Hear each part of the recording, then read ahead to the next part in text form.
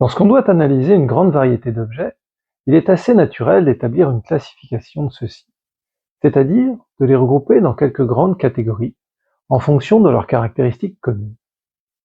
On range, on trie, on classe, car on pense que cela facilitera l'étude et la compréhension de ce que l'on étudie.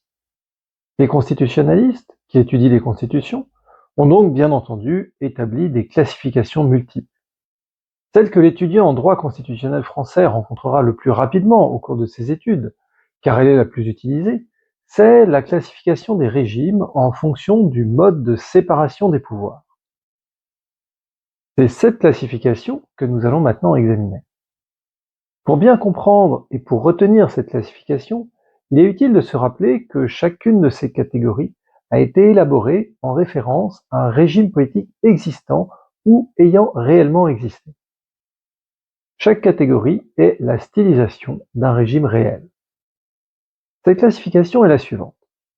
On distingue habituellement 4 types de régimes qui sont censés correspondre à 4 types de séparation des pouvoirs.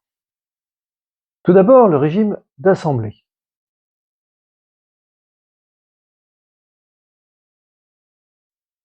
C'est un système institutionnel dans lequel tous les pouvoirs procèdent d'une assemblée élue au suffrage universel direct.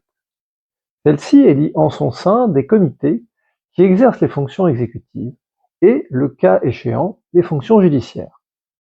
Un tel régime est caractérisé par la confusion des pouvoirs et par l'omnipotence du législatif. Le régime réel qui correspond à cette catégorie est le gouvernement de la Convention, qui a dirigé la France de 1792 à 1795.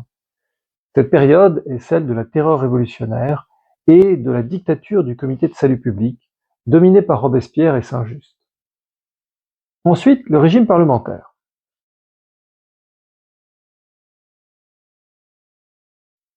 Il est caractérisé comme un régime de séparation souple des pouvoirs et de collaboration étroite entre l'exécutif et le législatif. La principale caractéristique de ce régime parlementaire réside dans la nécessité pour le gouvernement de disposer de la confiance de la majorité parlementaire.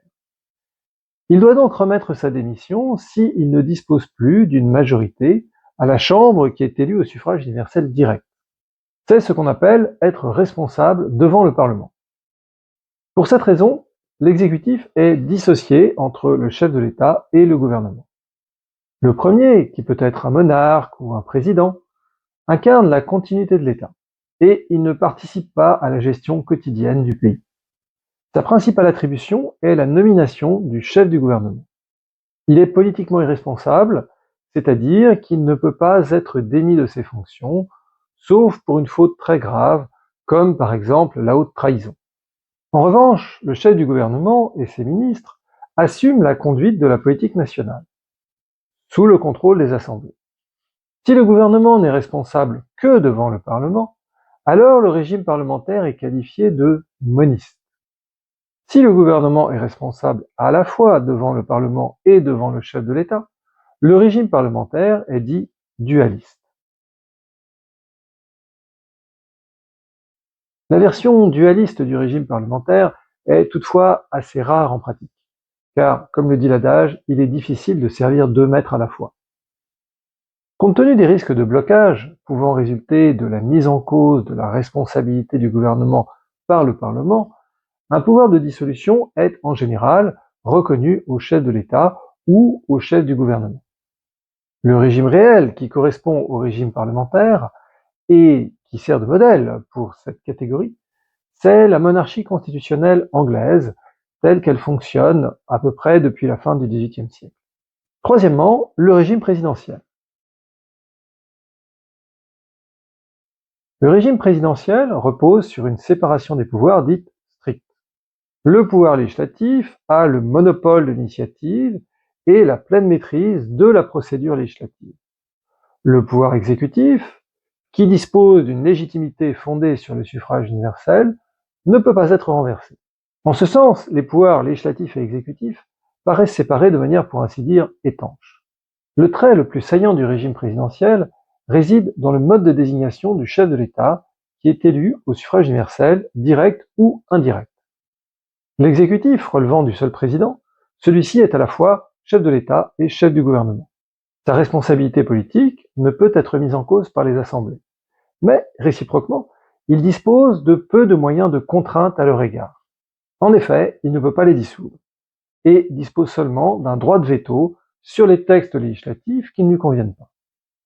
Le modèle du régime présidentiel, vous l'avez compris, c'est bien évidemment la Constitution des États-Unis. Enfin, le régime mixte, catégorie apparue plus récemment et qui mélange donc des caractéristiques de plusieurs régimes.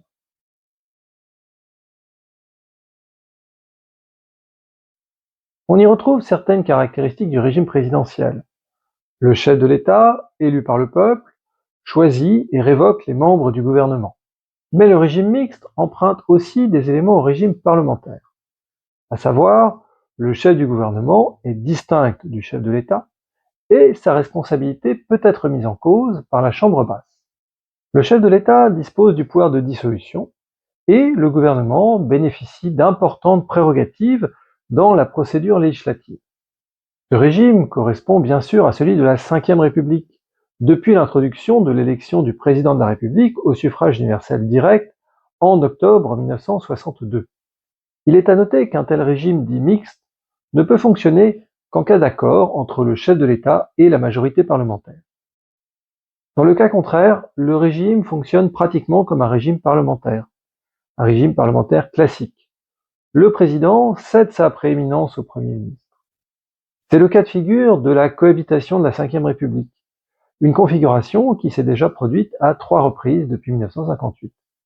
Parmi ces 4 catégories de régimes, la distinction du régime parlementaire et du régime présidentiel est la plus fréquemment employée. Elle fait partie du vocabulaire constitutionnel courant et doit par conséquent être parfaitement maîtrisée par les étudiants. Mais il n'est pas interdit cependant de se demander quelle est la valeur cognitive de cette classification. Une classification n'est véritablement intéressante que si elle permet une sorte d'économie intellectuelle. C'est-à-dire, si les objets qui sont rangés dans une même classe parce qu'ils possèdent un même caractère apparent, possèdent également un autre caractère, plus difficile à percevoir, mais toujours associé au premier, et dont on pourra ainsi déceler la présence. Pour prendre un contre-exemple, il est évident qu'une classification des constitutions, selon qu'elle comporte un nombre pair ou impair d'articles, n'aurait aucun intérêt, car le nombre d'articles d'une constitution n'a absolument aucun rapport avec le fonctionnement réel du régime qu'elle met en place. La classification des régimes que nous venons d'exposer nous apporte-t-elle donc des informations pertinentes sur le fonctionnement de ces régimes? Des informations qui iraient au-delà de celles utilisées pour établir la classification? Et la réponse est malheureusement non. Il n'existe aucun lien nécessaire entre les critères utilisés pour classer les régimes et les autres caractéristiques de ces régimes. Par exemple, on aura beau savoir qu'il existe une responsabilité politique du gouvernement devant le Parlement, comme dans un régime parlementaire, on ne pourra en tirer aucune conclusion sur la manière dont le régime fonctionne réellement. Ainsi, il est assez évident pour qui connaît l'un et l'autre que la Troisième République française et la monarchie constitutionnelle anglaise fonctionnaient de manière passablement différente. Toutes deux étaient pourtant des régimes parlementaires, selon la classification. Selon cette classification, il s'agissait d'un seul et même régime.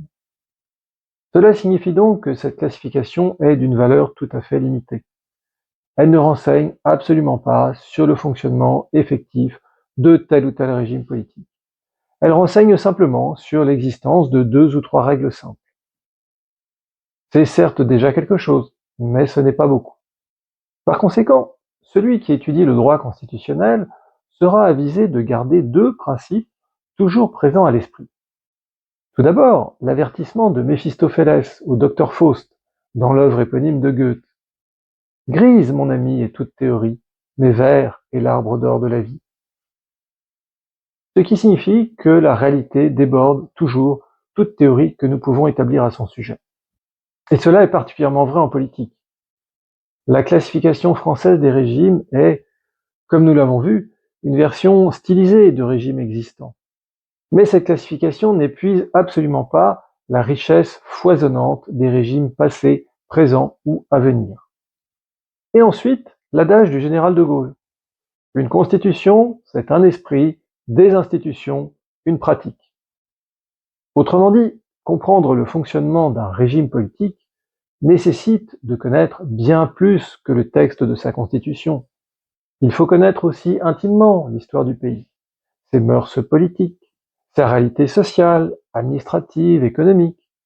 Il faut avoir étudié la manière dont ce régime a été mis en place et la manière dont il a évolué au cours du temps, et ainsi de suite. Vaste programme, comme aurait dit le général de Gaulle. Mais c'est aussi cette richesse qui fait du droit constitutionnel une discipline passionnante.